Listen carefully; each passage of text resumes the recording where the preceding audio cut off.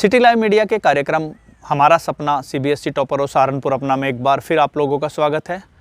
और आज हम बात करेंगे इंग्लिश की। इंग्लिश में जो आज हमारे साथ हैं वो राजीव कुमार जी हैं। राजीव कुमार जी नकलश इंटरनेशनल स्कूल के टीचर हैं और आज राजीव कुमार जी बताएंगे कि किस प्रकार आप जो है इंग्लिश में किन चीज़ों को ध्यान में रखते हुए अपने अधिक से अधिक अंक ला सकते हैं। लाइव मीडिया हमारा सपना सीबीएसई टॉपर हो सहारनपुर अपना। Good morning students, I'm Rajeev Kumar, PGT English from Nकलश International School. I've been teaching here for the last 6 years and I would like to share with you some of the things that I have been facing while teaching English.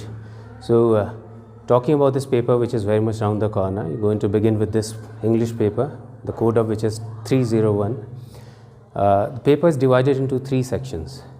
The first one reading, which carries 20 marks. Then we have the writing section followed by literature section. Now regarding tips about how to get the maximum marks in this paper, which in fact turns out to be very scoring paper as well.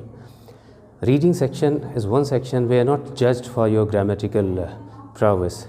So it's important that you choose things correctly and no need to worry about the grammatical aspect, but at the same time it has to be to the point. The answer has to be to the point. You can't afford to waste too much time writing so many lines answer to one question. Then talking about the MCQ part, because this is going to carry some 6 or 7 questions which will be MCQs. So there some of the options can be very close and there you have to be very clear as to which option would be the most correct. Then talking about the second question in the reading section, that is note making. So it has 3 important parts for which you're given marks separately. So one important thing is not to forget to give a title to the given passage, which is sometimes often neglected by the students. And another important thing is the abbreviation part, which have to be given in a box after the notes have been done. And it's also very necessary that all those abbreviations have been used in the notes. Then one more thing that is important is the summary writing. There you have to make use of the notes that you have written down to write a summary, and in summaries best to avoid any kind of abbreviations, and it has to be written in the form of sentences. This followed by the next part, writing part, where you're going to have about 4 questions there, and all of them must be done by you. And all these questions, they are marked in a split manner.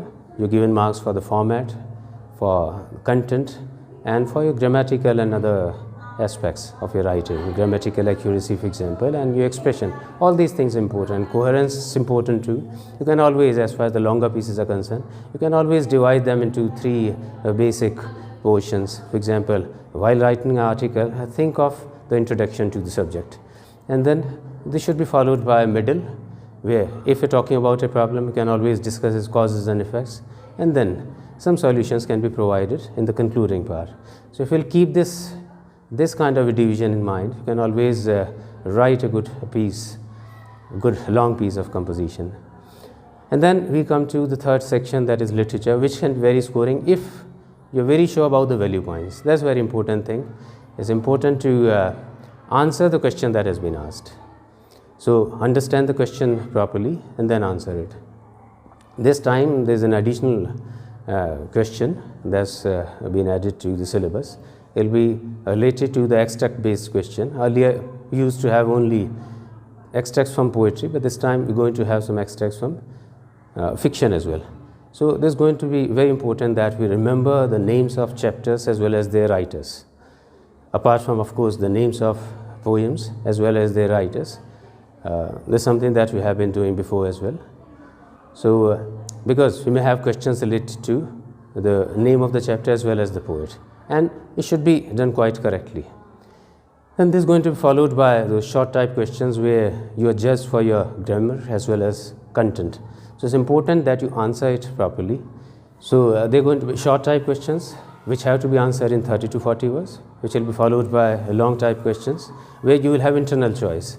So then both these kind of questions, content and expression and grammatical accuracy, they carry equal weight. And if your content is fine and you read the question carefully and you keep your answers, just do what has been asked.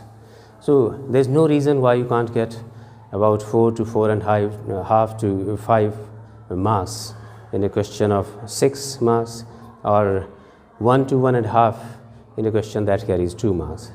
So time management is of course going to be important. There are some students who start with the reading section, there are some students who leave the reading section for the end, but then if you're leaving it for the end, you must ensure that you have sufficient time to read the passages carefully so that you can answer those questions, because this can again be very scoring section. So plan it well. So and for example, if you know an answer very well in literature section, don't spend too much time on that. So if you will divide your time between 3 sections properly, you keep an eye on the watch as well. So probably you should be able to finish your paper, because it's equally necessary that you attempt all the questions. It's better to attempt all the questions than to attempt one question too well and leave some other questions, because that way will prove to be more scoring. So thank you, all the best to everyone, and have a good time, do your exams well, prepare well, all the very best once again. Thank you.